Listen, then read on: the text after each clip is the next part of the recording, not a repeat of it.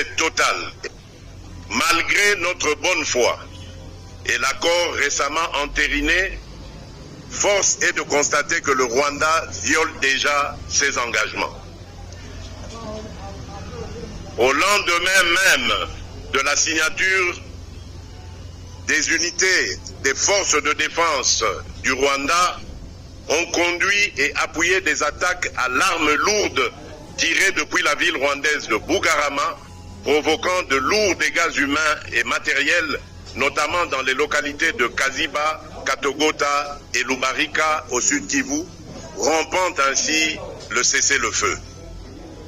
D'ailleurs, ces faits s'inscrivent dans une réalité établie de longue date par les Nations Unies. En effet, le groupe d'experts sur la République démocratique du Congo, dans son rapport final du 23 juin 2025, puis réitéré au 19 septembre 2025, conclut que les RDF exercent la direction et le contrôle effectif des opérations de l'AFC M23, engageant ainsi la responsabilité de l'État rwandais.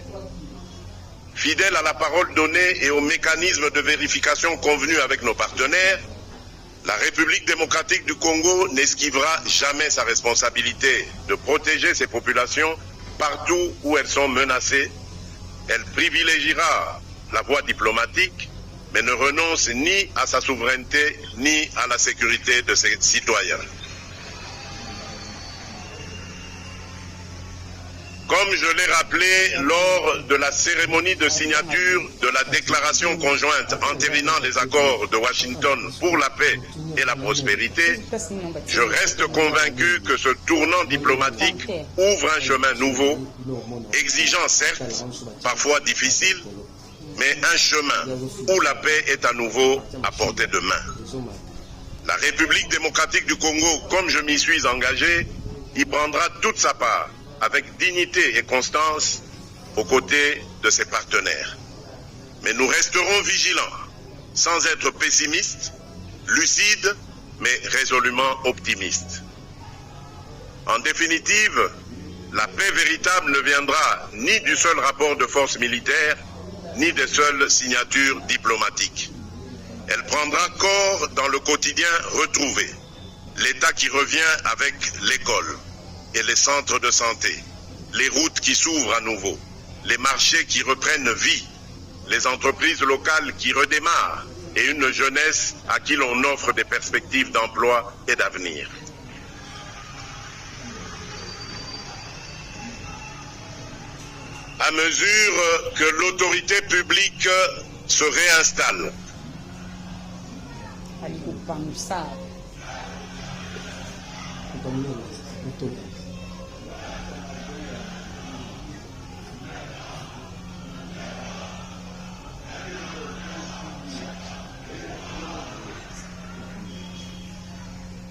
À mesure que l'autorité publique se réinstalle, notre cap est sans équivoque.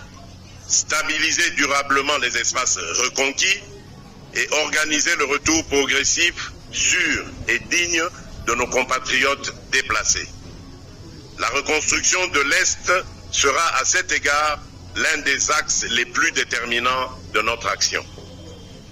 Tant qu'un seul village, tant qu'un seul quartier, tant qu'une seule colline de ce pays restera sous la menace des armes illégales, je considérerai que notre tâche n'est pas achevée.